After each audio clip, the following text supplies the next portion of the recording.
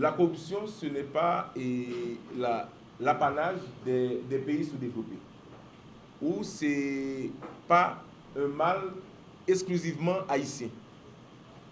C'est une maladie que d'autres pays plus développés souffrent aussi. Et c'est un mal qui revêt un caractère proprement universel. Tout ça pour vous dire que nous sommes en train d'aborder une question qui est fondamentale et qui renvoie à une préoccupation majeure.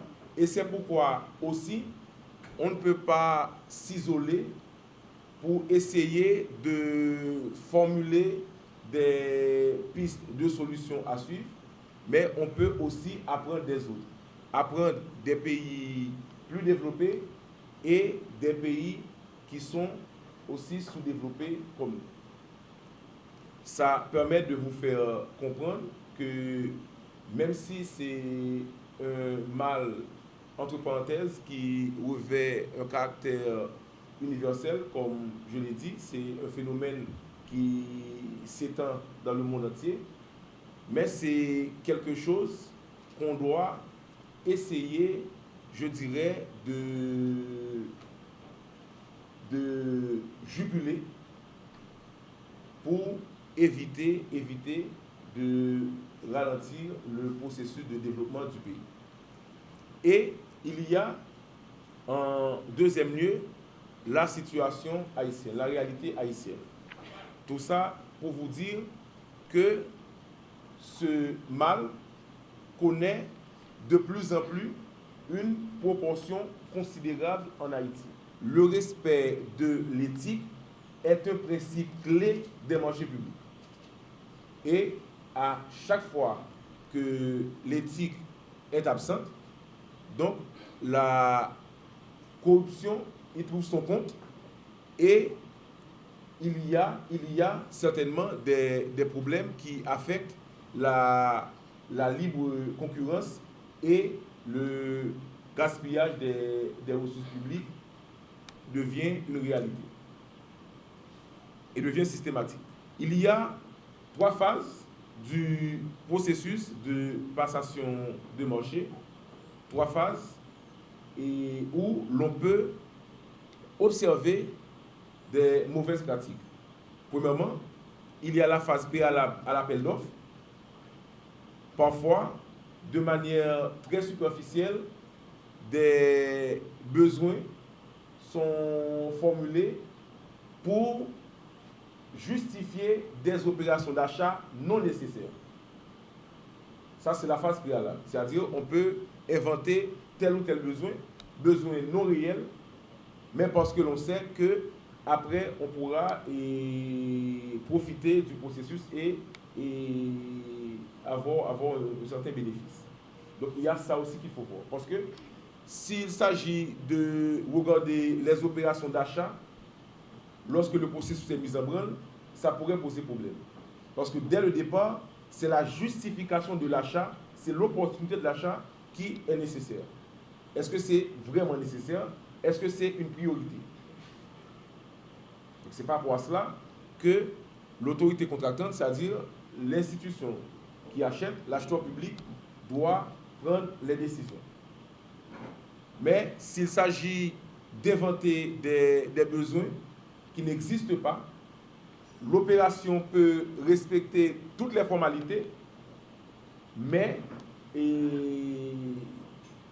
on ne parlera pas d'efficacité, puisque même si les formalités administratives et techniques sont respectées, mais étant donné que ce n'était pas un besoin nécessaire et sur lequel on devrait agir, et pour lequel on devrait mobiliser les ressources publiques, donc déjà, ça pose problème. Mesdames et messieurs, sans trop tarder, je tiens à vous dire que le blanchiment des capitaux est considéré comme étant une infraction sous-jacente à la corruption. Bien entendu qu'elle occupe une place importante dans le monde de la finance internationale. Le terme blanchiment d'argent du financement du terrorisme semble un petit peu écartés de la corruption. Mais toutefois, ce n'est pas vraiment le cas, car c'est le blanchiment d'argent qui entraîne en quelque sorte la corruption. C'est une pièce maîtresse dans l'arsenal de la corruption.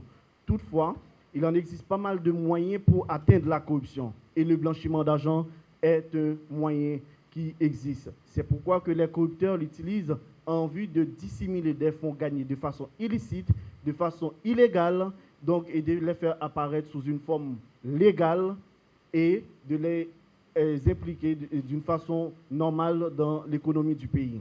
Et sans attirer l'attention des autorités. C'est là le problème. Et c'est à partir de ce moment que Haïti va commencer par avoir des réactions de l'international. Donc, on va dire qu'il est grand temps pour nous de mettre en place un système ou peut-être une institution capable de lutter contre le blanchiment des capitaux. Le blanchiment des capitaux est un processus complexe qui permet aux individus et aux organisations, qu'ils soient publiques ou privées, de dissimuler des fonds, comme on vient de dire. Mais ce qui est important dans la chose, c'est qu'elle constitue une infraction sous-jacente majeure dans la lutte contre la corruption.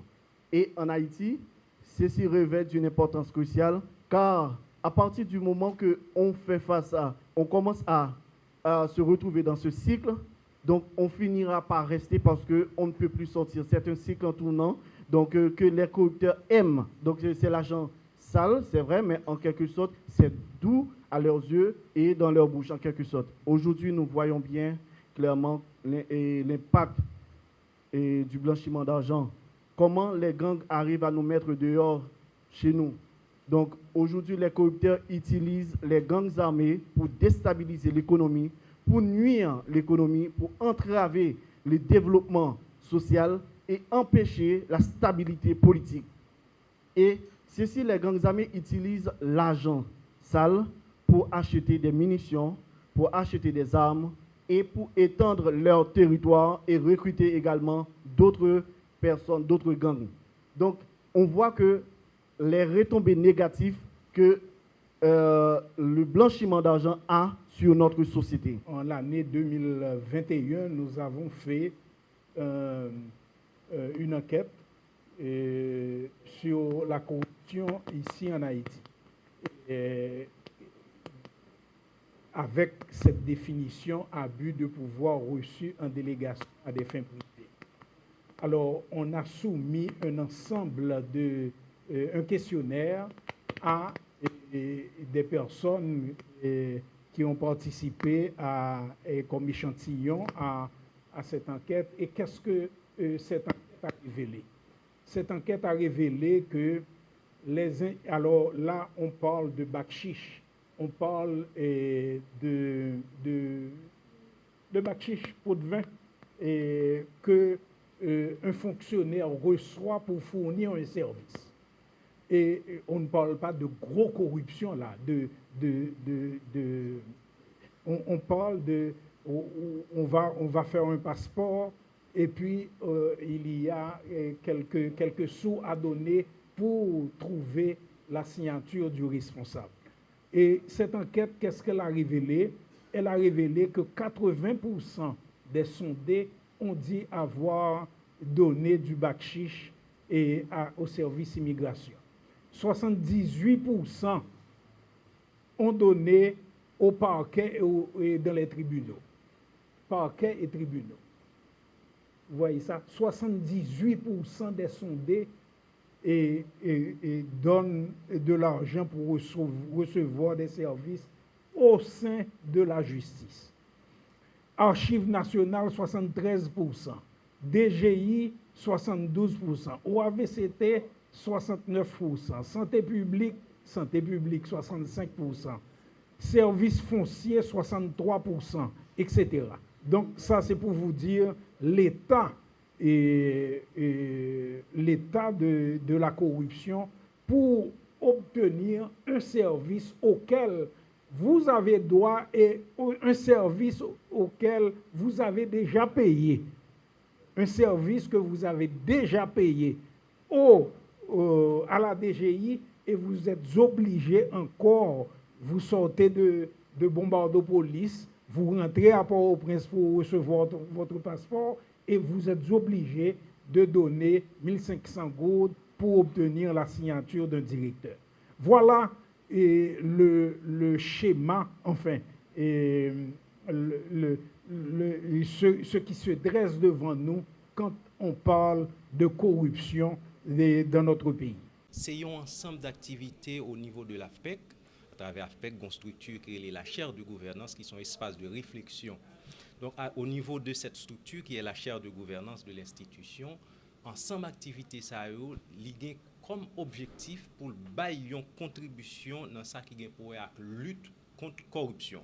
Donc, ensemble d'activités, ça a plusieurs axes, grands axes. Il y a un axe qui est comme but pour les produits connaissances dans ça qui est pour la lutte contre la corruption. Donc, c'est l'aspect côté à produire un document de formation à destination l'enseignement supérieur, tant que nous t'attendons dans la conférence là.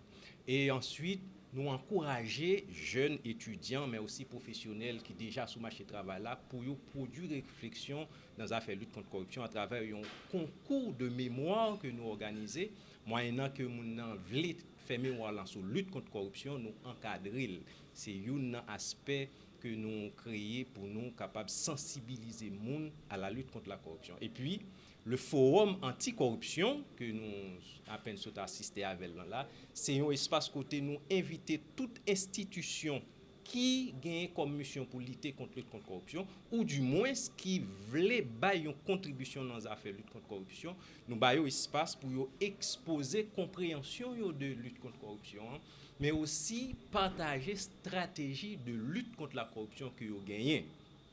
Pour ça, étudiants yo qui dans concours là, c'est eux même qui en grande partie qui dans assistance là, yo bien imbu de travail que chaque institution ça a fait, ça alimenter réflexion yo, ça alimenter travail de mémoire qu'il a fait également. Donc c'est trois grands axes que nous gagnons pour l'instant, mais il y a l'autre cap venir toujours parce que nous prévoyons faire formation pour des formateurs en lutte contre la corruption, parce que là nous fin produit document ça que nous parlons là qui gagne 9 modules de formation là-dedans.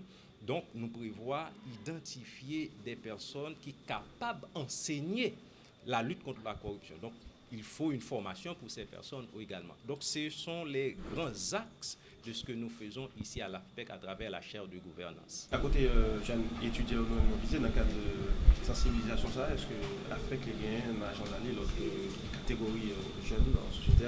Nous baillons priorité à jeunes qui a rédigé mémoire sur lutte contre la corruption, mais ce n'est pas exclusivement étudiants qui visent. Non seulement étudiants, tant comme ça dit, gagner des professionnels qui sous marché de travail là, parfois son mémoire qui empêchait que lui prend une promotion. Donc, concours là pour lui également, il doit participer. Et même si on ne peut pas participer dans le concours là, espace ça que nous créons à travers Forum Anticorruption, son espace n'importe monde capable de venir participer.